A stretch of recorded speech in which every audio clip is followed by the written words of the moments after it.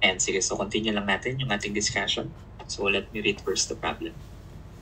So sabi dito, wet saturated steam at 17 bar. HF equals 872 kJ per kilogram. HFG equals 1923 kJ per kilogram. Dryness 0.97 is produced from feedwater at 685 degrees Celsius. H equals 5.9 kJ per kilogram. So find the heat energy supplied kilogram. So basically parang boiler din to. Ang nangyari lang is may na-produce tayong wet steam from the feedwater of 85 degrees Celsius. So to determine the heat energy supplied, ang gagawin lang natin is yung heat energy supplied equals increase in enthalpy. So kung i-drawing nyo yan sa diagram, bakit ito yung boiler? Kung meron kang heat na in-input sa boiler, supplied yun. So merong papasok na water, basically yan yung H1, H ng feed water. Then may lalabas na steam, yan yung H2 natin. So pag in-energy balance natin, energy in, energy out, H1 plus QS equals H2. So pinagsama mo yung mga enthalpy, magiging H2 minus H1 yung yun natin.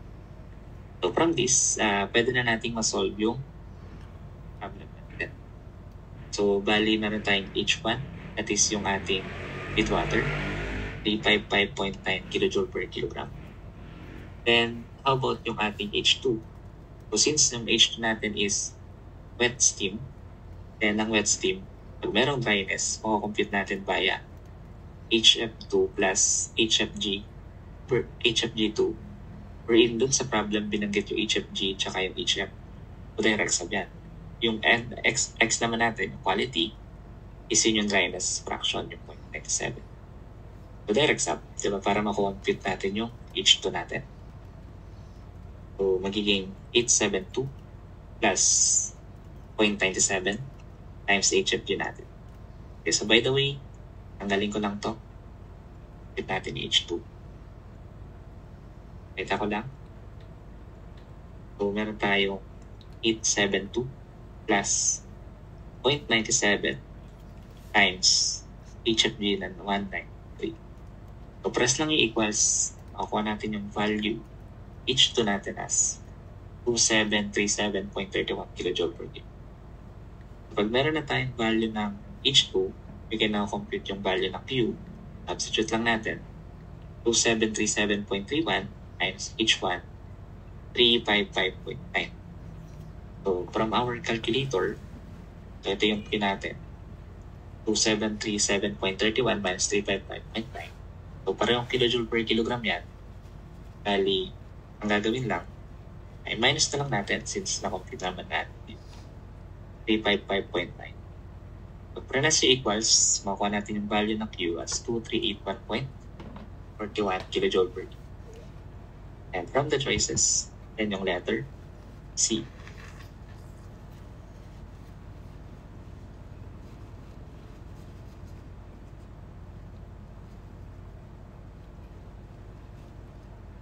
And sige, so let us have our next problem regarding sa ating discussion ng our industrial plant engineering na advanced structure. Basahin ko lang. A turbo generator is supplied with superheated steam at a pressure of 30 bar and temperature of 350 degrees Celsius. Yung enthalpy niya is 3117 kJ per kilogram. The pressure of the exhaust steam from the turbine is 0.06 bar. Given ka ng HF equals 152 kJ per kilogram and HFG equals 2415 kJ per kilogram. With a dryness fraction of 0.88. If the turbine uses 0.25 kg per second, calculate the pressure required or pressure equivalent of the total enthalpy drop. Okay, so solve lang natin yung problem natin. So to solve this problem, ang gagawin natin is that we will solve yung ating power.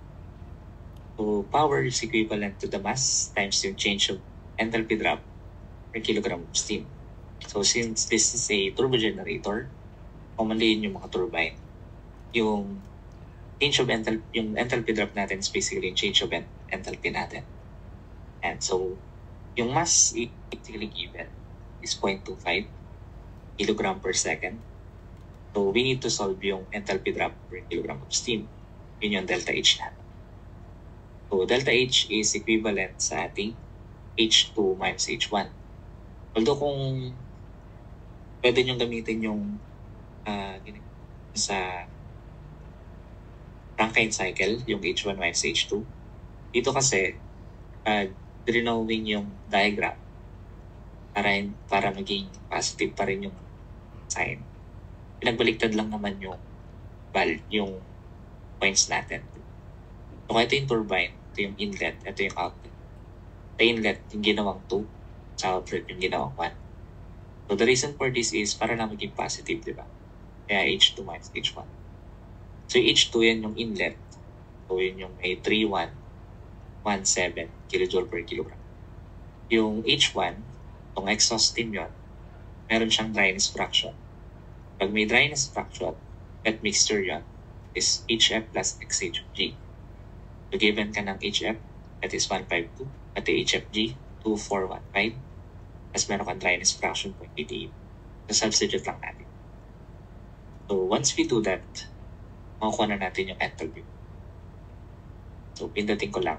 So, that is 152 plus 0.88 times 245.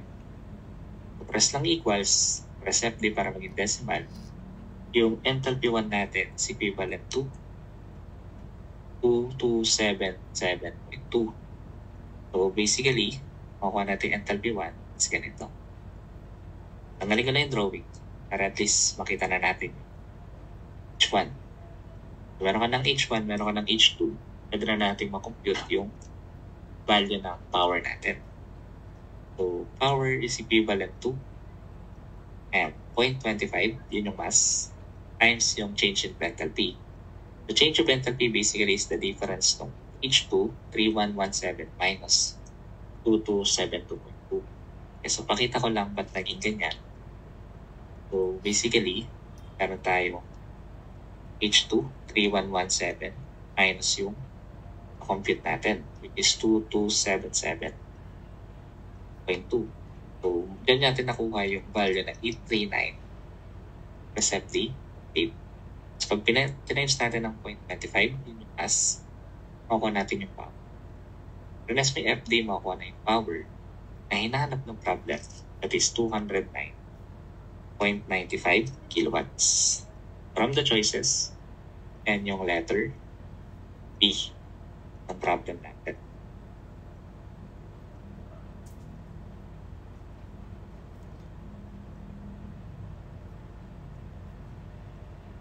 Okay, so let us continue yung ating discussion ng ating power industrial plant na advanced pressure. So let me just read the problem. So steam enters the superheaters of a boiler at pressure of 20 bar, HF equals 909 kilojoule per kilogram, HFG equals 1890 kilojoule per kilogram, Pg equals 0.09957 cubic meter per kilogram, dryness 0.98, and leaves at same pressure at a temperature of 350 degrees Celsius. So H natin is 3138 kilojoule per kilogram. Specific volume mass 0.1386 cubic meter per kilogram. What percentage increase in volume due to drying and superheating? So naghanap dito ng increase in volume. So kailangan natin nakunin yung specific volume, di ba? The increase in volume is basically B2, yun yung final, times B1 over initial over B1. So yung, para hindi tayo malito, let me illustrate yung 1 and 2. So kung ito yung boiler natin, papasok dyan yung 0.1. Siyempre may lalabas dyan, yun yung 0.2. So yung final, yung 2, minus yung 1, yung papasok, divided by yung initial. So yung B2, yan yung steam natin, yun yung leaving. So yan yung may specific volume na 0.1386. Then yung B1, yan yung entry. So yung entering natin dito is meron siyang dryness fraction na 0.98 given tayo ng VG. Pag sinabing dryness na 0.98, that means yung 98% na itong VG, yun yung specific volume niya. That's the reason why yung V1 equals X plus X times VG1. Diba? Yun yung gusto natin sabihin. So yung multiply mo lang yung 0.98 sa 0.09957, which is yun yung VG natin. Okay, so ganun yung gagawin natin dito. Bali, multiply lang natin yung 0.8 sa 0.9957. Then yung magiging V1 natin. That is 0.0975786. So that's cubic meter per kilogram since yung unit nito ay cubic meter. Pag meron na tayong B1, B2, direct sub lang. Percent increase is B2 0.1386 times B1 0.09758, B1 0.0975. Para maging percent times nyo lang muna. Para makakuha yung increase, kailang natin sa calculator 0.136 minus 0.0978 over yung B1 0.09758.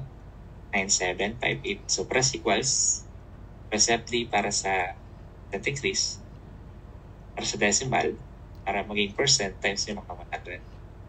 So that is basically 42.04%.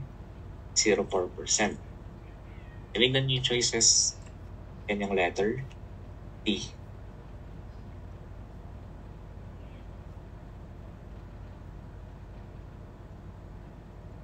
Okay, so continue lang natin yung discussion natin para sa ating type na advanced air pressure.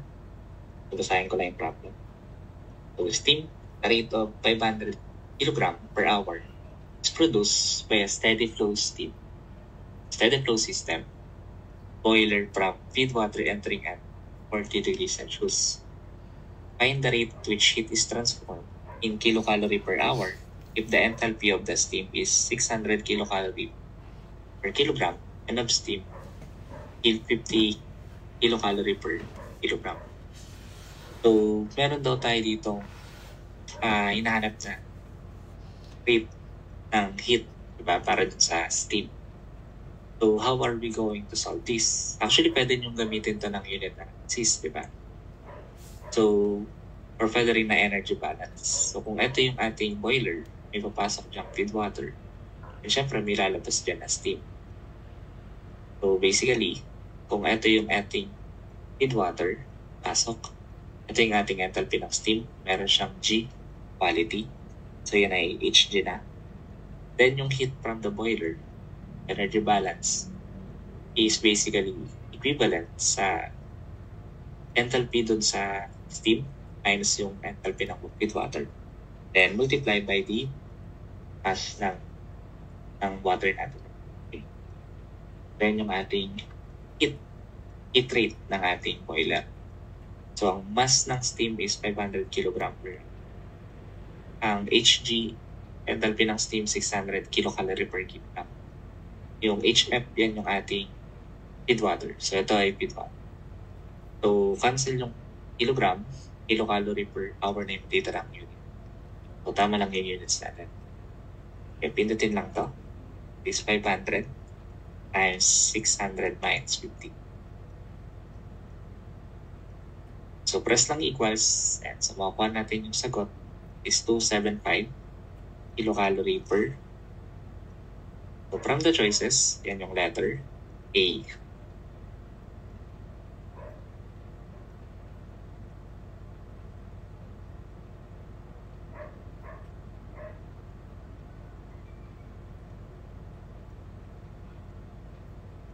And sige, so let us solve yung ating next problem from our discussion ng power industrial plant advanced air pressure. So, basahin ko lang. An adiabatic tank containing air is used to power an air turbine during times of peak power demand. The tank has a volume of 500 cubic meter and contains air at 1000 kilopascal and 500 Kelvin. To calculate the temperature at an instant where pressure is 100 degrees. So, naghanap lang ng temperature, di ba? Given ka ng pressure. Given tayo ng pressure. And meron tayo ditong volume tsaka temperature. So, may binanggit sa problem. That's adiabatic. Pag sinabing adiabatic, yung ating process ay most likely isentropic, di ba? Kung isentropic yung process, may idea na tayo anong gagamitin natin na equation. So, this is air, tapos adiabatic. So, i-assume natin na isentropic yan pag ganun adiabatic. And yung ating hinahanap is temperature na final. Given tayo ng pressure na isa, tapos initial pressure na 1,000. And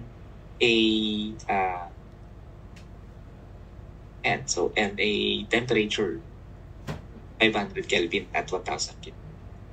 Meron kang dalawang pressure sa temperature. Ganap ng another temperature, isentropic ang process. So, ano yung gagamitin natin na formula to solve yung another temperature? So, basically, di ba, yun yung Tito Pepito, kick. And so, pakita na natin. And then Tito Pepito, kick. So, T2 over T1 plus P2 over P1 raised to K minus 1 over K. Bali yung P1 natin is 500 Kelvin. Then yung P2 is 100. Diba yan yung kailangan natin pressure. Plus yung P1 that is 1,000. Yung initial pressure natin. Raised to K, yun yung air minus 1. Yung air mo pag walang binigay, yung K natin is 1. Minus 1 over K ulit na 1. So, ida-direct sub lang natin to sa ating calculator. And we can now actually solve for T2. Chip solve lang. Bali, that is T2, T1. Then, equate lang natin to sa 100, 1,000. So, ang natin. Then, this is raised to 1.4 times 1 over 1.4. Shift solve lang natin. Makuha natin yung T2 natin as being equivalent to and 258.97 Kelvin. So, yun yung nakuha natin. However, from the choices, sir, wala sa choices na ganyan. Ang Kelvin doon ay 14. So, try natin yung ibang unit ng temperature. So, sir, may naka-Celsius. Yun muna yun ang itry natin. Kasi yan yung malapit sa Kelvin. So, we know that to convert yung Kelvin into Celsius, we simply need to minus or subtract yung 273. Okay, so ganun yung gagawin natin. So, minus 273. Press equals. So, makakuha natin yung value ng negative 14. From that, nakuha natin yung ating sagot. T2 equals negative 14.03 degrees Celsius. Yan yung ating letter A.